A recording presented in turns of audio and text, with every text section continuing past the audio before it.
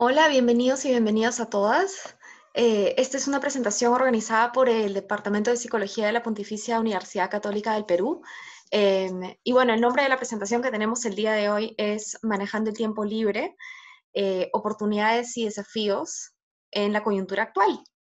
¿Sí? Antes de empezar, les pediría que mientras van ingresando todos a la sala, por favor, podamos mantener nuestros micros apagados y nuestros videos también para que la presentación se pueda dar de la mejor manera, ¿sí?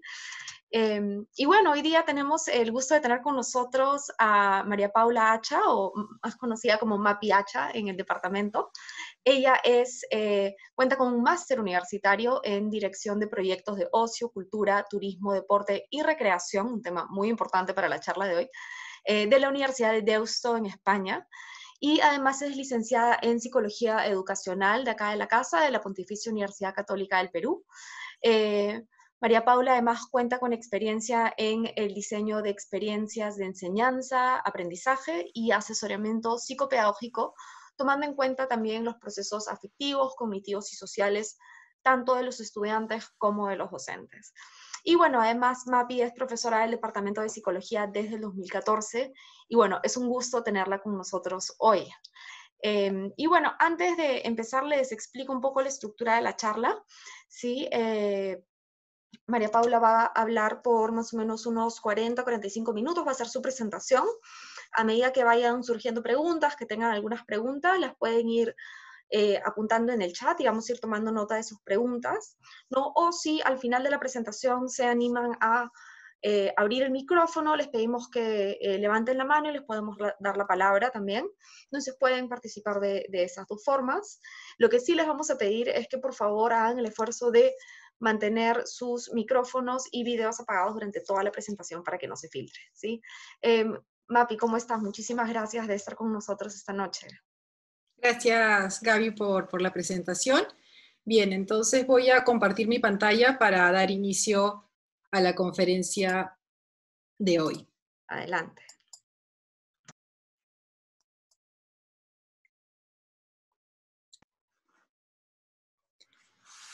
Muy bien, entonces el día de hoy vamos a conversar sobre el siguiente tema: tiempo libre. Manejar el tiempo libre en esta coyuntura, a partir de tomar en cuenta qué oportunidades y qué desafíos estamos encarando el día de hoy por este contexto excepcional, particular, que nos está tocando vivir.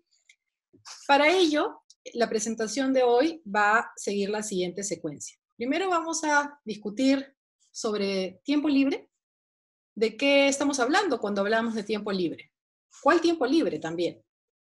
Luego pasaremos al tema de ocio y desarrollo humano. Luego veremos cuáles son las oportunidades y desafíos.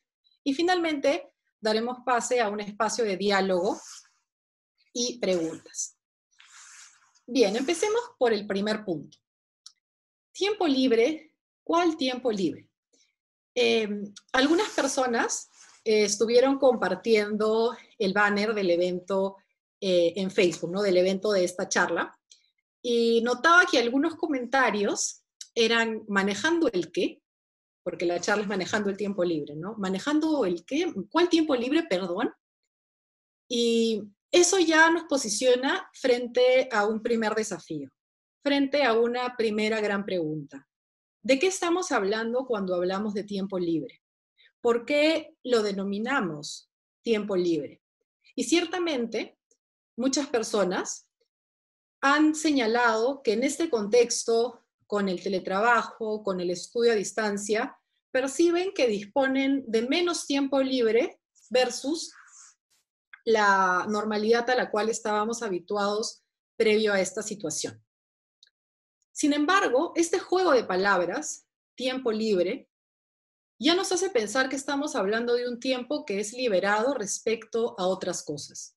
Y sobre eso vamos a conversar brevemente. Pero antes de pasar a cuestiones más conceptuales que definitivamente son importantes para entender cómo es el manejo del tiempo libre y por qué es importante el manejo del tiempo libre, quiero que primero en su mente hagan el siguiente ejercicio.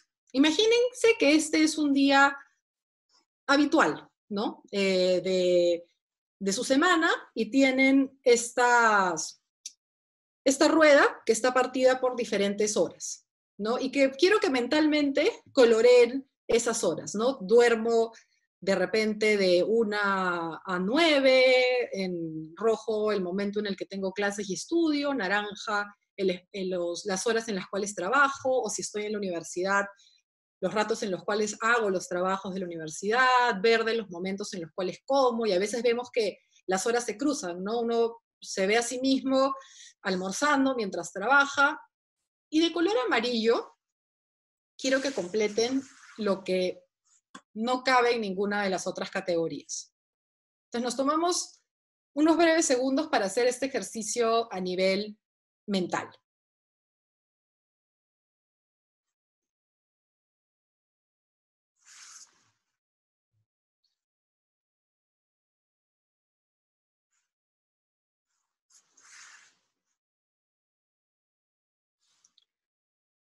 Bien, ahora yo les voy a compartir el mío, que lo hice ayer, jueves, tratando de ser profundamente honesta con ustedes también, y mi círculo quedó así. Reconozco los horarios se me han corrido con el inicio de la situación del confinamiento. Antes yo solía dormir a las 11 de la noche, ahora me cuesta mucho conciliar el sueño antes de las 2 de la mañana. Trato igual de cumplir más o menos 7 horas de sueño, luego tomo un desayuno muy veloz, empiezo a trabajar, almuerzo, sigo trabajando, ceno, sigo trabajando, y luego me quedan 2 horas en la madrugada. Y ahí la gran pregunta es, ¿qué hay ahí? Si ese es mi tiempo libre, ¿qué hay ahí? Y he tratado, como les digo, de ser honesta, transparente con ustedes, a pesar de que cada día es diferente, ¿no? Y puedo disponer de más tiempo libre en otros momentos de la semana, pero tampoco se trata de que yo vaya a pontificar o a hacer un modelo a seguir del tiempo libre. Creo que parte de poder conectar, de poder entendernos en estos desafíos asociados a este tema, es ser transparentes entre nosotros. Entonces yo hice mi ejercicio y me di cuenta de que efectivamente mi tiempo libre es el tiempo que sobra. Mi tiempo libre es justamente ese tiempo liberado respecto a otras cosas. No es un tiempo que esté planificando, no es un tiempo que esté intencionalmente, deliberadamente destinando a ciertas actividades. Y eso me llevó a reflexionar sobre los estudios que realicé hace algunos años, ¿no? Como comentó Gaby al inicio, yo hice una maestría en dirección de proyectos de ocio. Y ustedes pensarán, una maestría en ocio, o sea, una maestría en qué? Una maestría en hacer nada, una maestría en el tiempo que sobra. Lo que veremos el día de hoy es que ese tiempo y lo que hacemos en ese tiempo es profundamente importante para nuestro desarrollo y para nuestro bienestar. Entonces, después de hacer este ejercicio, uno termina claramente con esta imagen, o sea, falta tiempo. Pero la realidad es que no hay más tiempo. El tiempo es una dimensión física, el tiempo es una variable que existe, el tiempo está determinado por ciertos márgenes. No podemos lograr que los días tengan 28 horas, así quisiéramos, para tener más tiempo liberado. En ese sentido, sí es importante planificar ese tiempo libre y veremos de qué manera lo podemos hacer. Pero más allá de esta cuestión de qué manera planificar el tiempo, que termina siendo una cuestión procedimental, es importante entender por qué. ¿Por qué es importante para nosotros planificar ese tiempo y las actividades que hacemos en ese tiempo y de qué manera favorecen nuestro desarrollo humano de manera integral? Entonces, la gran pregunta que buscamos responder es cómo encontrar ese equilibrio entre las responsabilidades que tenemos, que sin duda son importantes, están justificadas, no se trata de abandonar aquello que tenemos que hacer por cubrir otro espacio, se trata de encontrar un equilibrio y de entender por qué es importante encontrar ese equilibrio. Y para ello, es importante que distingamos los siguientes conceptos, ¿ok? El concepto de tiempo libre y el concepto de ocio, que si bien están relacionados, no son sinónimos, no son equivalentes. Cuando hablamos de tiempo libre, hablamos de un tiempo liberado respecto a otras actividades. Cuando ustedes usualmente se han acercado a la palabra ocio, muchas veces, quizá, en el mejor de los casos, piensen en tiempo libre. El ocio es el tiempo libre, el tiempo liberado respecto a otras actividades. Y cuando decimos tiempo liberado respecto a otras actividades, implícitamente le estamos otorgando mayor valor a eso otro. Y el tiempo libre es el residuo, lo que queda, lo que está en los márgenes de lo que verdaderamente importa. Y usualmente, ¿qué es aquello que verdaderamente importa? Trabajar o estudiar, o ambos en algunos casos. Y cuando uno se aproxima a la palabra ocio, como les dije, en el mejor de los casos uno piensa en tiempo libre.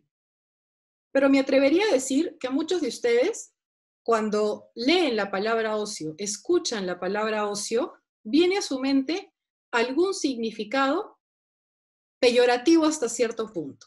Hacer nada, pereza, ociosos, ociosidad. Y lo cierto es que no hay nada más lejano a lo que realmente es el ocio que ese tipo de definiciones. El ocio, en su sentido genuino, en su sentido auténtico, se define como una experiencia. El ocio, en primer lugar, es una experiencia, no es una actividad por la actividad, no es hacer por hacer. El ocio es una experiencia. Cuando hablamos de experiencias, hablamos de algo que nos sucede, algo que hacemos y que hasta cierto punto nos transforma. Por eso a veces cuando nos ocurre algo significativo en nuestras vidas decimos, esto ha sido una experiencia, qué gran experiencia. Tal viaje fue una experiencia, tal conferencia fue toda una experiencia, porque lo vivimos de una manera transformadora. Pero el ocio no solamente es una experiencia, porque no toda experiencia es ocio.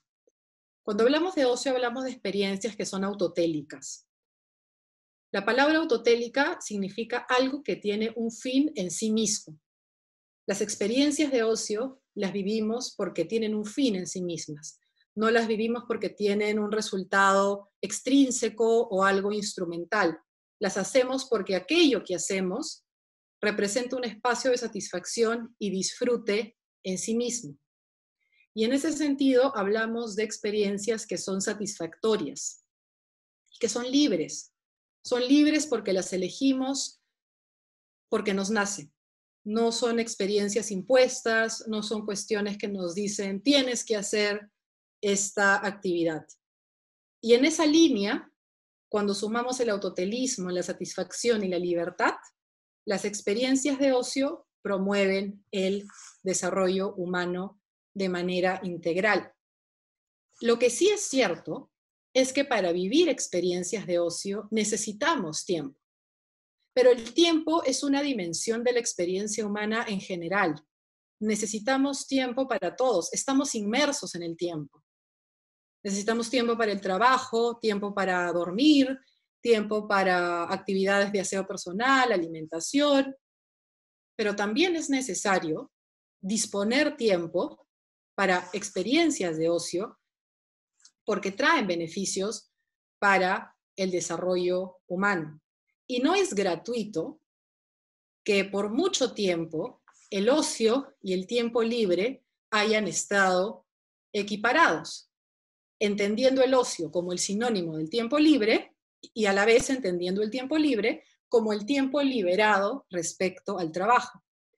¿Y de dónde viene este juego de palabras, este cruce que les comento? Bueno, vamos a hacer un viaje en el tiempo y vamos a conocer el origen de las palabras trabajo y ocio.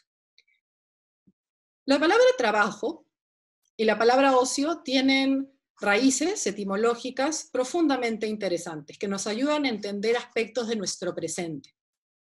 La palabra trabajo viene de tripalium, 3 palos. Este era un mecanismo de tortura medieval.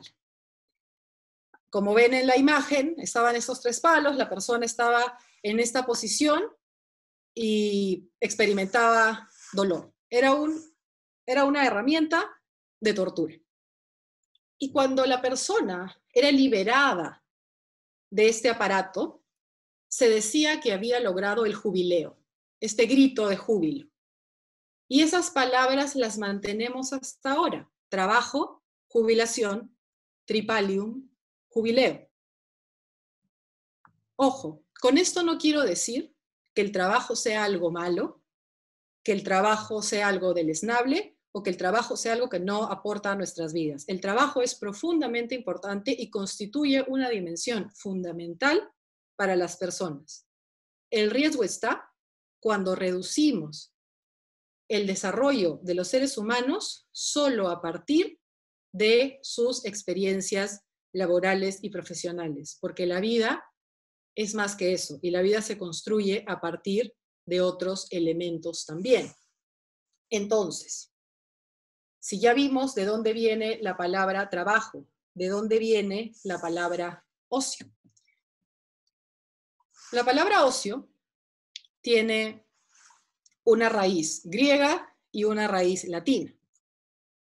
La raíz griega es esjolé, que curiosamente es la misma raíz que da origen a la palabra escuela. Y ahí ya vemos que hay una relación entre el ocio y la formación. ¿Se puede educar para el ocio? Claro que se puede educar para el ocio. Porque cuando el ocio, y lo veremos más adelante, es serio, es significativo, es valioso, requiere esfuerzo, requiere compromiso por parte de las personas, con la misma intencionalidad y dedicación que le otorgamos al trabajo. Y desde la raíz latina tenemos otium. Y los latinos también lo entendieron muy bien, porque la negación del ocio es el nec otium, y de ahí viene la palabra negocio. El negocio entendido como esta dinámica de cambios instrumentales, y el otium como aquello que se hace por la actividad en sí mismo. Entonces, vemos cómo la evolución de estas palabras es algo que tenemos impregnado hasta el día de hoy. El tema es que históricamente hemos evolucionado otorgándole una importancia central al trabajo en relación a la construcción de las identidades individuales y colectivas. Cuando, por ejemplo, Gaby me presentó al inicio, que claro, esa pequeña introducción es pública, está en mi CVPUC, son aspectos asociados fundamentalmente a mi trabajo y a mis estudios. Es muy extraño que alguien se presente y diga, bueno, les presento a María Paula Hacha, le gusta caminar al atardecer, pasear a su mascota y cantar y escribir por las noches. O sea, es raro, ¿no? ¿Quién se presenta así?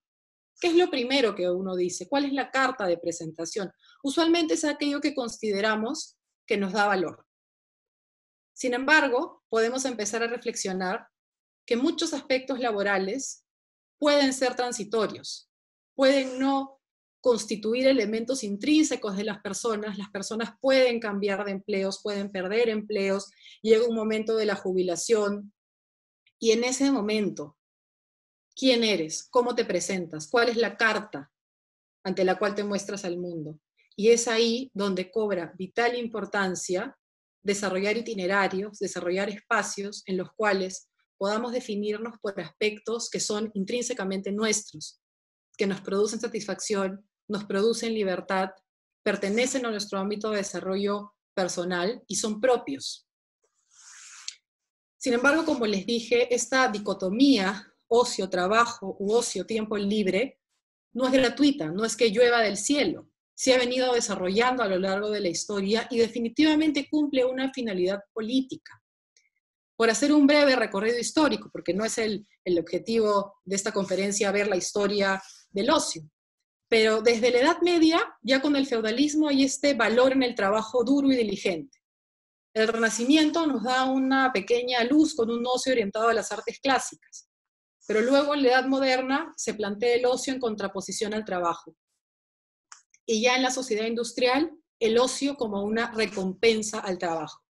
Es decir, como algo que tienes derecho a tener una vez que has cumplido tus obligaciones. Y nuevamente volvemos a esta dificultad de entender al ocio y al tiempo en el cual desarrollamos ese ocio como algo que queda a los márgenes de lo que realmente importa. Y lo que yo quiero que ustedes entiendan el día de hoy es que el ocio en sí mismo también importa. Y es en ese sentido que hay que planificar el tiempo que le otorgamos a esas actividades que nos producen desarrollo personal y bienestar. Que estamos en un contexto con desafíos, sin lugar a duda, hablaremos de esos desafíos, pero también estamos en un contexto que nos está presentando bastantes oportunidades para desarrollar diferentes modelos de ocio. Entonces, como les venía comentando, el ocio tiene una dimensión asociada al desarrollo humano. Y ciertamente, recapitulando la idea anterior, en la sociedad industrial el ocio se institucionalizó como descanso y premio al trabajo. Y ojo, el descanso es una dimensión importante de la vida, tenemos que descansar, es parte de la propia vitalidad. Para poder tener energía, para poder funcionar en diferentes entornos, tenemos que descansar. Pero el ocio no equivale al descanso, porque el ocio es una experiencia. Yo requeriré tiempo para el descanso, sí, pero también requeriré tiempo para explorar, descubrir, implementar y desarrollar estas experiencias que me producen bienestar y desarrollo personal. Entonces, en ese sentido es importante mirar, cuestionar ese paradigma laboralista dominante, ¿no? Nos hemos construido como sociedad sobre la base de una ética del trabajo, como si el trabajo tuviese un valor moral, el trabajo constante, diligente, fuese lo más importante en la vida de las personas. Como digo, el trabajo es profundamente importante, pero no podemos caer en un reduccionismo en el cual el trabajo sea el eje central de la construcción de las personas. Es en ese sentido que hace unos años la Asociación Internacional de Ocio y Recreación, en la Carta Internacional para la Educación del Ocio, plantea que el ocio es un derecho. Y claro, a ustedes les puede sonar esto un poco raro. ¿Qué hay una Asociación Internacional del Ocio? ¿Qué hay una Carta para la Educación del Ocio? Hay. Yo les cuento que llegué a la maestría en Dirección de Proyectos de Ocio después de una búsqueda, digamos, bastante compleja, ¿no? Porque siempre me interesaba la psicología, pero me interesaba el arte, el bienestar, y de pronto llego a la Universidad de Deusto, donde hay un instituto de estudios del ocio con más de 30 años en investigación en ciencias sociales sobre el ocio, donde hay una escuela en formación del ocio, y me encuentro con este mundo desconocido para mí, pero profundamente fascinante, en el cual se busca justamente educar y reivindicar el ocio como algo relevante para el desarrollo personal y social. Entonces, esta carta es bastante larga, pero yo les he traído dos aspectos profundamente importantes que son los siguientes. Lo que ya les comenté, el ocio es una experiencia que tiene beneficios en sí misma, ¿ok? Uno de estos beneficios se traduce en la libertad de elección, en la oportunidad de ser creativos, una experiencia que produce satisfacción, disfrute, placer y finalmente mayor felicidad. Y el ocio puede tomar múltiples formas. Puede tener naturaleza física, algunos deportes, por ejemplo, intelectual, social, artística, espiritual. Y también entender el ocio como un derecho tan importante como la educación, un derecho tan importante como el trabajo, como la salud. Y en esa medida nadie debe ser privado de este derecho. Pero como quizá a muchos les sorprenda, parece que es un derecho oculto, un derecho que no es tan visible. Y en gran medida esto viene dado por esta carga peyorativa hacia el término ocio, o en el mejor de los casos, entender el ocio como tiempo libre. Pero ya hemos visto que no son lo mismo. La siguiente frase que les mostraré sintetiza en gran medida a qué nos referimos cuando hablamos del ocio como algo valioso y relevante para la vida de las personas, y es lo siguiente. El ocio da un sentido de propósito para vivir por la vida misma.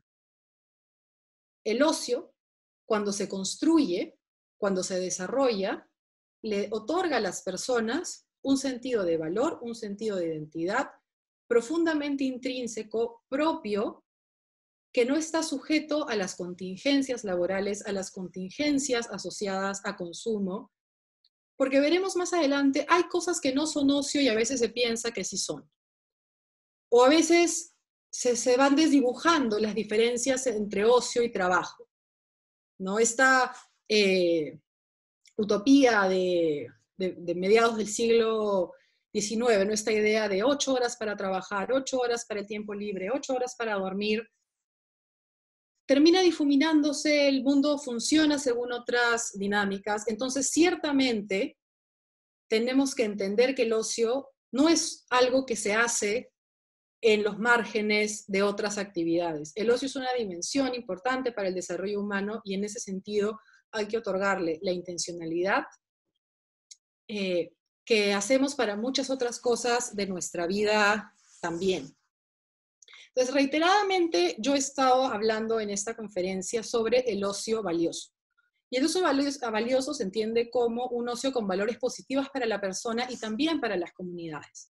Es un ocio que se basa en el reconocimiento de experiencias satisfactorias y también en el potencial de desarrollo social. Hay muchos tipos de ocio, hay muchas actividades de ocio que se pueden hacer, pero el asunto en el cual podemos afirmar que esas actividades representan un ocio valioso para la persona se da en la medida de que sean experiencias significativas para quien las experimenta. Por eso no podemos homogeneizar el ocio, no podemos hablar de determinadas actividades para todos y que todos hagamos lo mismo y todos experimentaremos satisfacción con lo mismo. No se trata del activismo por el activismo en términos de llenar nuestras horas de actividades. No sé si quizá alguno haya, por ejemplo, alguna vez visto a un niño pequeño que después del colegio lo meten en 50 cosas. Sale del colegio, natación, inglés, baile, francés, no sé qué. Y uno dice, pero déjalo respirar. Porque vivir una experiencia de ocio no se trata de sobresaturar este tiempo que disponemos, sino de convertir esas experiencias en vivencias significativas para nosotros mismos. Y eso implica esfuerzo, implica descubrimiento personal. Por eso he señalado reiteradas veces que si pusiéramos en nuestros ocios esa intensidad, esa dedicación que a veces ponemos en el trabajo, también construiríamos nuestra identidad y nuestro desarrollo personal a partir de ese elemento. ¿Y qué no es ocio? ¿Ok? Hay muchas actividades en sí que no son ocio y se agrupan según las siguientes coordenadas. Por un lado está el ocio exotélico, ¿no? Recuerden que al inicio definimos el ocio como una experiencia autotélica.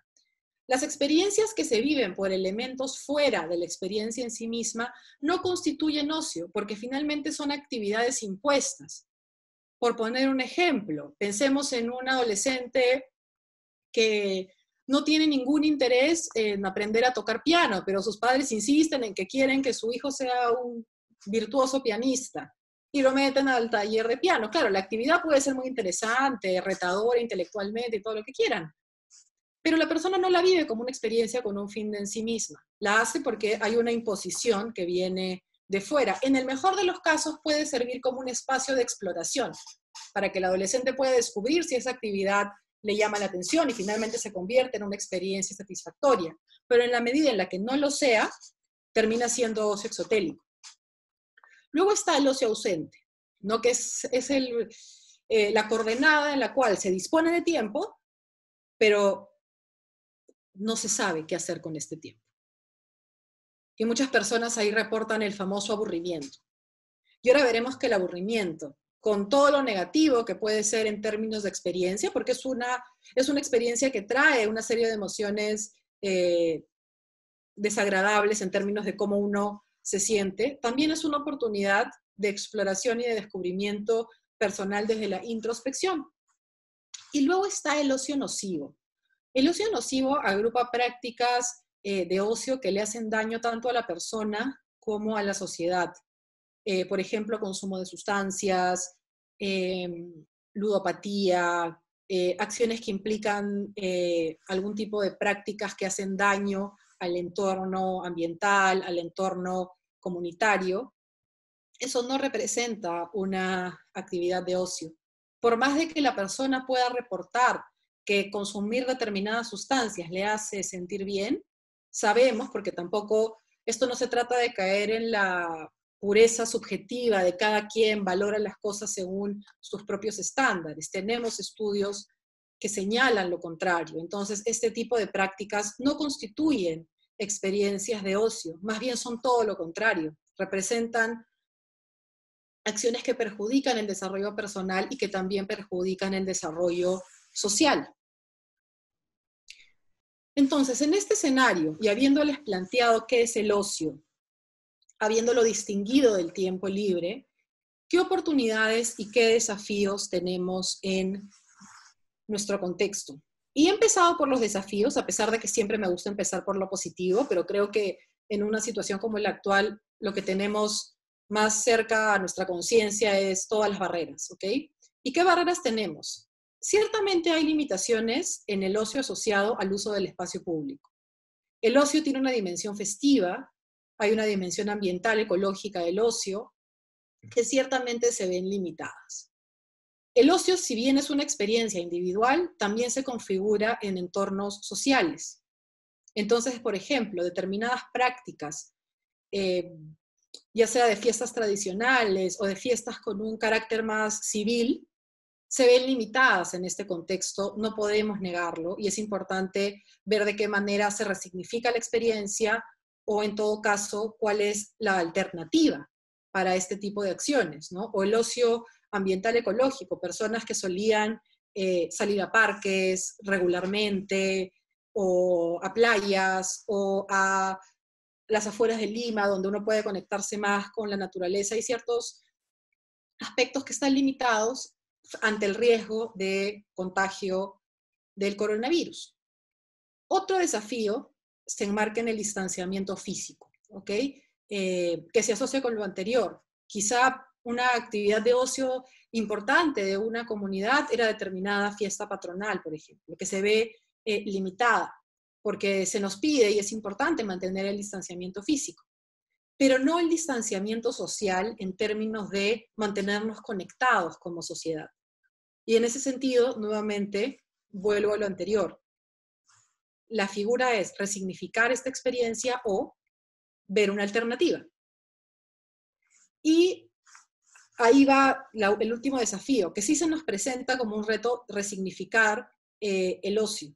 Es decir, si antes parte de mi experiencia de ocio era hacer deporte en un espacio en el cual ahora está cerrado, yo tengo que replantearme mi ocio frente a este escenario y pensar en nuevas alternativas. Y en esa medida, esa experiencia de resignificación es una oportunidad, porque implica ser creativa, implica idear nuevas maneras, pensar de manera divergente. Ok, tengo esta limitación, pero ¿qué sí puedo hacer en mi entorno, en mi espacio?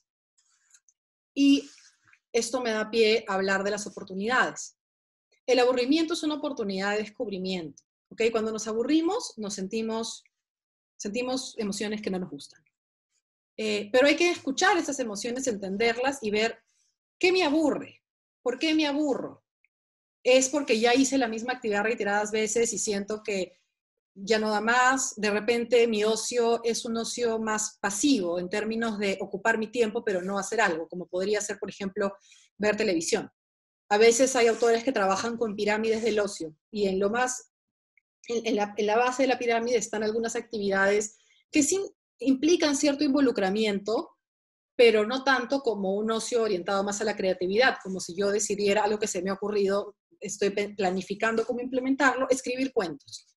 ¿No? La escritura de cuentos implica una serie de despliegue cognitivo, afectivo, que me va a demandar esfuerzo. Es que el ocio no es, no podemos igualarlo al descanso. El descanso es una parte importante. El ocio implica experiencias. Esas experiencias implican acción.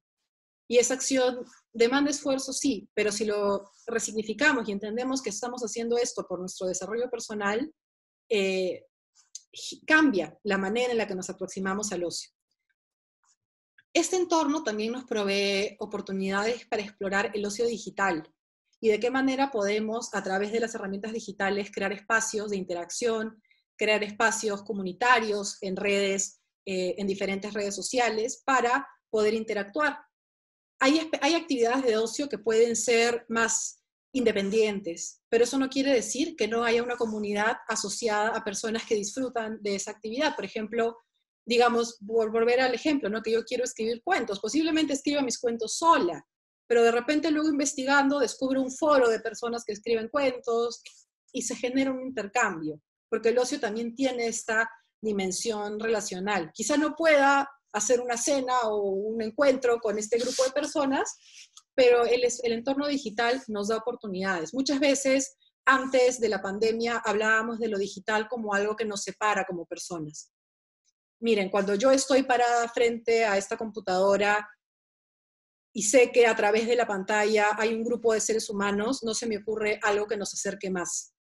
Entonces tenemos que también resignificar la mirada que tenemos de las herramientas tecnológicas. En este contexto también hay una oportunidad de ocio creativo, de poder crear libremente, con elementos que no implican muchas veces ningún costo. Se puede escribir, uno puede explorar actividades artísticas, algunas más simples, otras más complejas, sin ninguna presión. Si yo quiero escribir un cuento, ¿quién me apura? No es algo que me tenga que cumplir un plazo, como si lo tengo que hacer con aspectos del trabajo. Y yo misma voy evaluando y retroalimentando mi propio desempeño, lo puedo compartir con esas comunidades que encuentro en Internet. Y esto da una opción al crecimiento en ese nivel. Y esto se asocia directamente con poder vivir ocios libres de consumo, porque el capitalismo ha alienado muchas cosas, y entre ellas ha alienado el ocio con el consumo. El ocio no es ir al centro comercial a reventar la tarjeta de crédito y a dar vueltas por una serie de tiendas, mirando escaparates, pensando en cosas que uno no podrá comprar y anhelaría tener. El ocio no es ir a la discoteca más cara, el ocio no es ir al restaurante más caro. Y muchas veces esta alienación de ocio con consumo ha creado como una nueva servidumbre, ¿no? Ya no es una cuestión de que en el trabajo, pensando, ¿no?, en la sociedad industrial, esta cuestión del trabajo como un elemento sobredemandante, ahora uno termina siendo, entre comillas, esclavo del consumo. Tener la oportunidad de liberarnos, de tener este acceso tan simple al consumo, porque estamos en una situación en la cual hay un riesgo real y hay lugares a los cuales no se puede ir, nos hace pensar que se pueden construir maneras de ser, de vivir el ocio que no impliquen consumo. Y eso es profundamente valioso, otorga un sentido propio a la persona, nos liberamos de estas imposiciones alienantes del capitalismo, ¿ok? Y finalmente, lo más importante es que nos provee un espacio de construcción de la identidad, auténtico, genuino, a partir de nuestros propios intereses y de nuestro propio desarrollo personal. Y si hasta este momento siguen pensando, ya, pero ¿y si no tengo tiempo? Bueno, como les dije al inicio, no va a haber más tiempo. No podemos hacer que las horas duren más, pero sí podemos planificar ese tiempo. Quizá no recurrentemente todos los días de la semana. Yo les he mostrado en el ejemplo de la rueda un día, pero tenemos varios días a la semana y uno puede planificar de acuerdo a las demandas, de acuerdo a la disponibilidad, encontrando, como les dije, el equilibrio entre ocio y trabajo. Pero ¿cuál es el punto? Planificar el ocio y no dejarlo como aquello que está al margen, como aquello que sobra, porque es dejar a una cuestión accesoria, a una cuestión a ver si tengo tiempo, una dimensión que es importante para el desarrollo humano.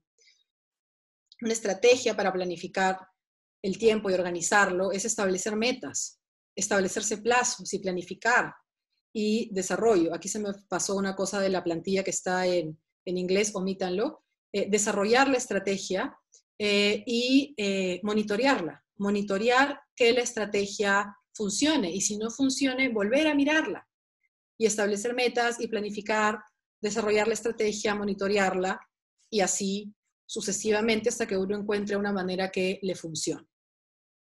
Y eso sería todo. Damos paso al diálogo y las preguntas. Muchísimas gracias. Muchísimas gracias, Mapi. Esta charla ha estado realmente tan interesante y creo que nos plantea realmente muchos retos y maneras de resignificar realmente el tiempo acá bueno, en la post-cuarentena, en la pandemia, ¿no? Entonces, nada, te leo alguna pregunta que ha salido en el chat y por favor animo también al público presente que también nos manden más preguntas si tienen, ¿no?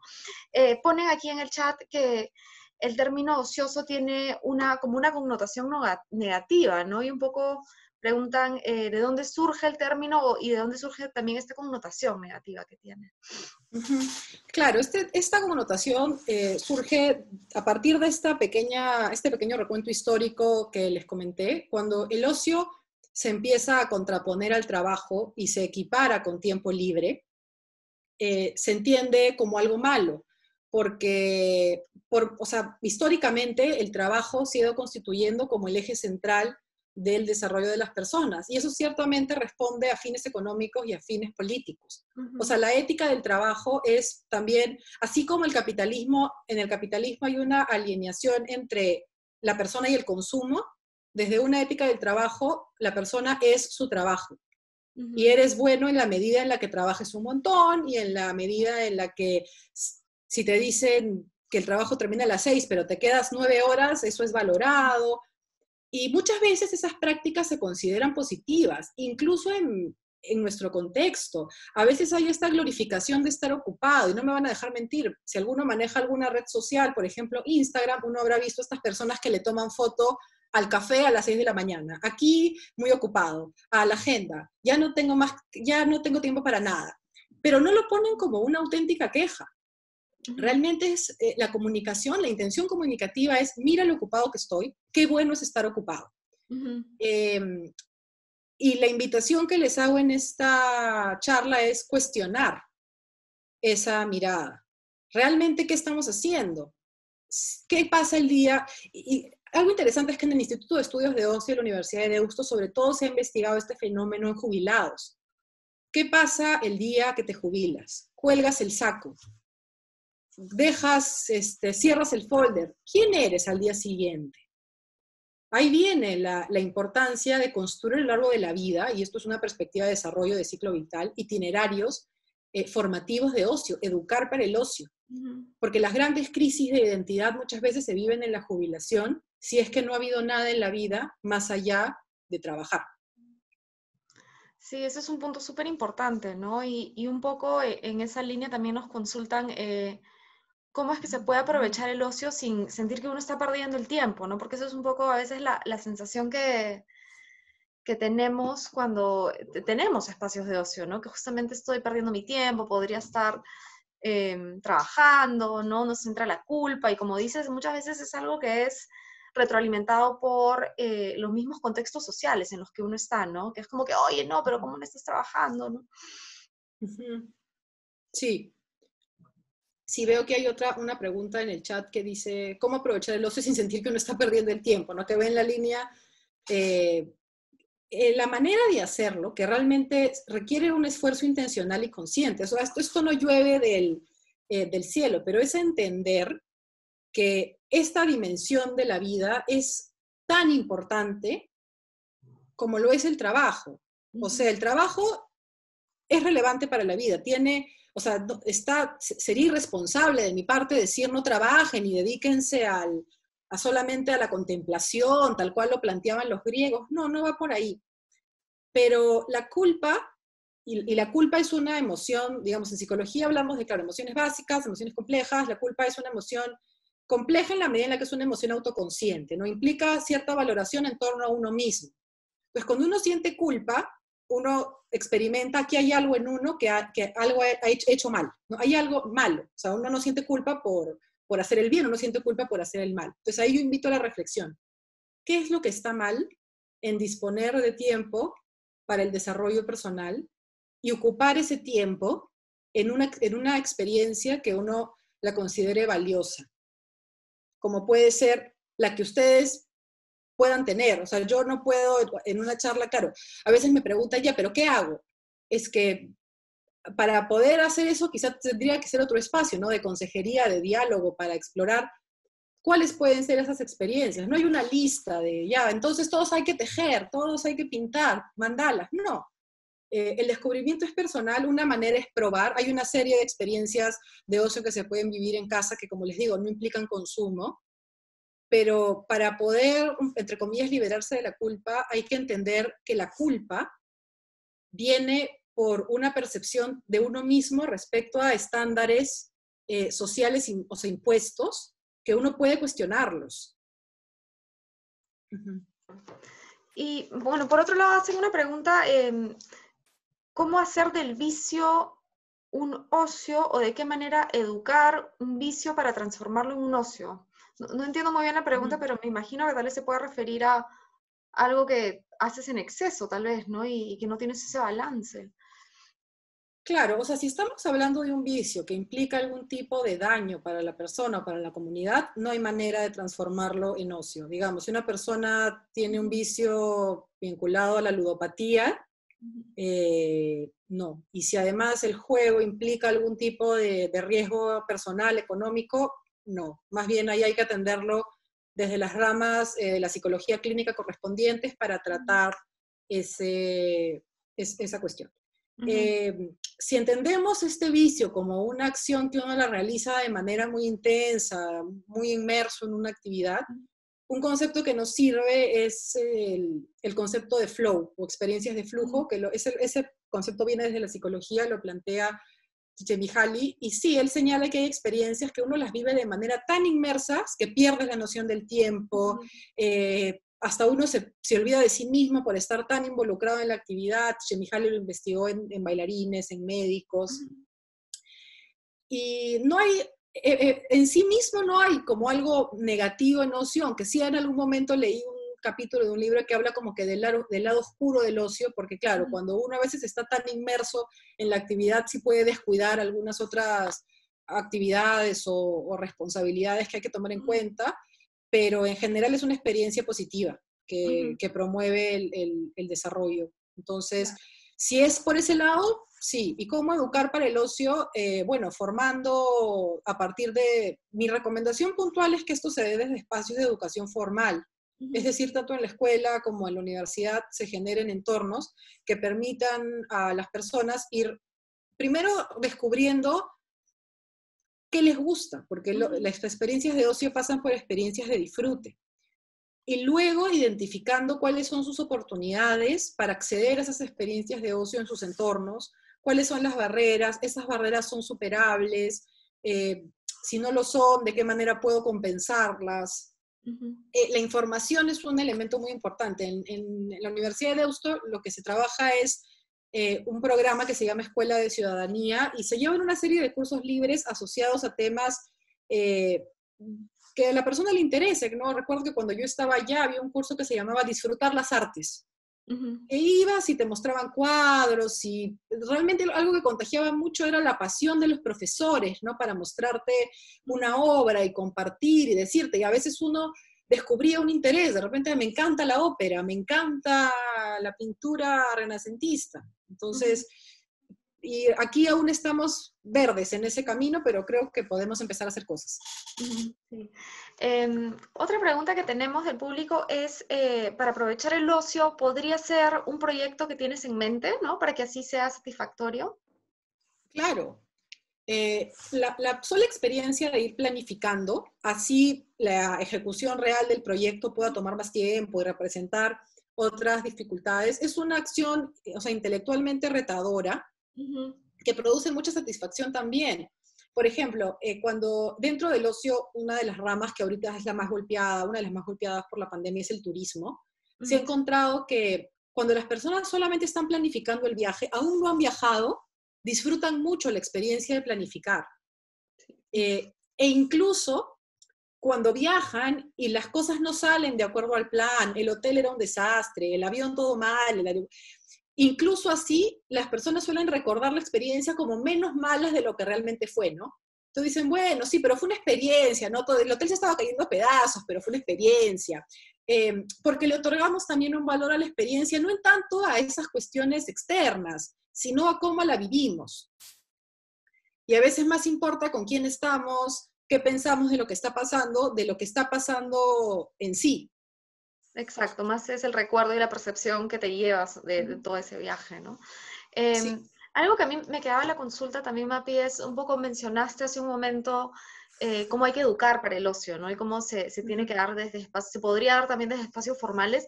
Yo pensaba cómo es algo que uno puede hacer desde casa también, ¿no? Desde las familias. Y también mencionaste más temprano en tu presentación cómo, claro, por un lado hay que tener cuidado de sobrecargar a los hijos con una serie de actividades, ¿no? Que eso no necesariamente implica tiempo de ocio porque no son autotélicas, pero entonces, ¿cómo se podría hacer eso, ¿no? Desde casa, tal vez con los hijos, ¿no? O con otros miembros de la familia, cómo fomentar espacios de ocio que puedan servir para su crecimiento personal.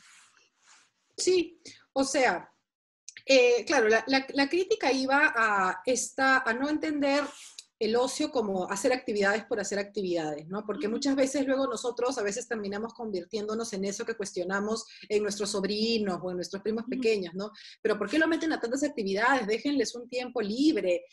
Y ahí la cuestión va en que ciertamente darles oportunidades a los niños y adolescentes para que exploren actividades está bien, pero también hay que respetar su autonomía, por más de que sean niños y adolescentes, piensan, sienten y preguntarles, ¿cómo te sientes en este taller? ¿Te gusta? ¿No te gusta? ¿Crees que aprendes? Quizá hayan algunas actividades en las cuales involucremos a niños y adolescentes porque consideramos que son importantes para su desarrollo futuro, como puede ser aprender un idioma, pero muchas veces se hacen las actividades porque todos los compañeros las hacen, o porque es lo que está de moda, o porque las niñas hacen gimnasia y los niños programan computación. ¿Y por qué? O sea, ¿por qué quizá de repente tengo una hija o un hijo que le interesa programar y a mi hijo le interesa bailar ballet? O sea, darles la oportunidad de también elegir, entender que estas personas progresivamente van a desarrollar su autonomía y una manera de lograr que desarrollen su autonomía es dándoles opciones y dejándoles elegir. Y en ese sentido, también hay prácticas de ocio que sin lugar a dudas se pueden hacer en casa,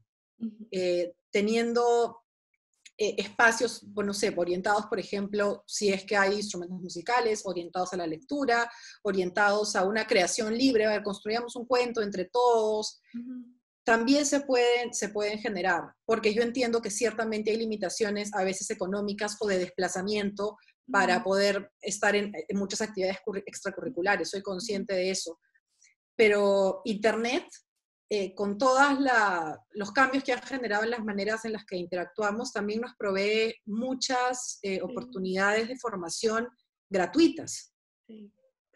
Sí, incluso he escuchado que hay algunos museos, ¿no? Que han abierto de alguna manera tours virtuales, obras de arte que se están exponiendo, películas, buenísimas obras de teatro, en fin, hay varias oportunidades recreativas bien interesantes que son gratuitas, claro, si es que uno tiene acceso y conectividad a Internet, ¿no? Exacto, pero incluso, sí, para retomar la idea del museo, ¿no? Si uno no lo tuviese, uno puede armar el museo en su casa y hacer que todos en casa pinten algo, así sea un garabato, no importa, y uno hace una muestra en la sala y se hace este juego de roles de alguien es el guía y cada quien habla de su obra. Realmente esta carencia de poder ir al museo, o sea, a veces las mejores ideas surgen cuando menos recursos se tienen. Y estamos en un contexto que nos reta a pensar en alternativas para todo. Y muchas veces hemos enfocado el esfuerzo en pensar en alternativas, ¿cómo hago mejor mi clase? ¿No? Yo que soy profesora, ¿cómo hago mejor mi trabajo? Pero si pienso cómo optimizo mi ocio, ahora que hemos conversado sobre la importancia del ocio, y le damos, como les digo, la misma intencionalidad, el mismo esfuerzo, la misma dedicación, vamos a ir desarrollando esa dimensión de nosotros mismos. Sí, y a ver, aquí había otra pregunta también un poco más específica, ¿no? Con una etapa de la vida, ¿no? Para un estudiante que recién está empezando su carrera, me imagino su carrera universitaria o profesional, ¿el ocio sería mejor con la familia o con amigos cercanos para no perjudicar el ámbito de estudio, ¿no? Me imagino que es también porque es una etapa en la que las exigencias de estudiar son bastante altas o se sienten también como muy altas. Claro, es que creo que no hay una respuesta de esto es mejor que lo otro. Definitivamente el grupo de pares es muy importante para el desarrollo de los adultos tempranos, pero no por eso la familia deja de ser un entorno de socialización fundamental. Eh, yo creo que va a depender ahí de verdad, a veces los psicólogos siempre caemos en este tipo de respuestas, pero es que la verdad es que depende. Ujú. Quizá la orientación de muchos adultos jóvenes sea eh, construir algunas experiencias de ocio asociadas a su grupo de pares, porque también pasan más tiempo con ellos y a veces comparten intereses con el grupo de pares, ¿no? La universidad, por ejemplo, cuando el campus podía estar abierto, daba la oportunidad para una serie Mm. de experiencias de ocio. Yo a veces terminaba clases súper tarde y salía y había una banda tocando en el jardín. Entonces, ciertamente, y esto se hace con también adultos tempranos, pero si la familia, por ejemplo, tiene alguna tradición o alguna práctica que representa una experiencia de ocio que se vive de manera conjunta, también está bien. Ujú. Ujú. Y bueno, Mapi, nos preguntan acá si es que con una parte específica de tu presentación quedó una duda, ¿no? Ujú. Respecto al ocio ausente, ¿no? Si pudieras explicarlo un poquito mejor o nuevamente, si lo puedes volver a explicar y sobre todo cómo evitarlo, ¿no? Porque entiende Ujú. que es negativo. Claro, el ocio ausente es una situación en la cual se dispone de tiempo, porque el ocio, como cualquier variable en la vida, tiene que darse en un tiempo, pero eh, se tiene el tiempo, pero no hay esta experiencia, ¿no? Las experiencias que son autotélicas, satisfactorias y libres. Y aquí pueden darse dos escenarios. O la persona realmente tiene esa sensación de no estoy haciendo nada, que Ujú. genera esta experiencia de estoy perdiendo el tiempo, o la sensación de o hacer algo y que ese algo no te llene, que realmente no sea algo significativo para ti, que lo hagas porque, bueno, es lo que está más a la mano. ¿Cómo evitarlo? O sea, cuando uno se encuentra en este tipo de situaciones, que a veces se traducen en experiencias de aburrimiento o en experiencias de fastidio, porque uno siente que hace algo que no disfruta, mi recomendación ahí es uno pensar, ok, ¿por qué esto no me gusta? Y si no me gusta, ¿por qué lo hago? Y si uno está aburrido, ¿qué opciones tengo? O sea, el aburrimiento es una experiencia que parte también de no haber visibilizado las oportunidades que uno tiene, o de haberlas agotado, o de haberlas descartado a priori. No, no, no voy a hacer esto porque no. Bueno, ahí la recomendación es, uno puede intentar. O sea, el ocio es un espacio bastante seguro de exploración. O sea, por ejemplo, cuando uno decide un tema de trabajo o un tema profesional, uno no puede estudiar todas las carreras antes de decidir me quiero dedicar a esta. Hay un costo de tiempo y un costo, o sea, económico asociado que implica que uno tome las decisiones de manera mucho más consciente, de manera mucho más pensada. Pero si yo, como les dije, decido empezar a escribir cuentos y me doy cuenta que no es lo mío y de pronto digo, bueno, voy a probar alguna actividad de ocio físico, como algún deporte o algo manual, no perdí absolutamente nada, más bien gané experiencia y gané la experiencia de descubrir que algo quizá no iba en la línea de lo que a mí me interesa o me gusta. Sí, y creo que un poco responde a algo que has venido mencionando también antes y cómo el ocio implica también un autoconocimiento, ¿no? Implica conocerse, implica saber, justamente porque es un espacio de crecimiento, te lleva a conocerte, te lleva a saber por dónde van tus intereses, tus gustos, ¿no? Tus áreas Sí. para el desarrollo, ¿no? Entonces, creo que un poco también va por ahí. Pero bueno, Mapi, muchísimas gracias.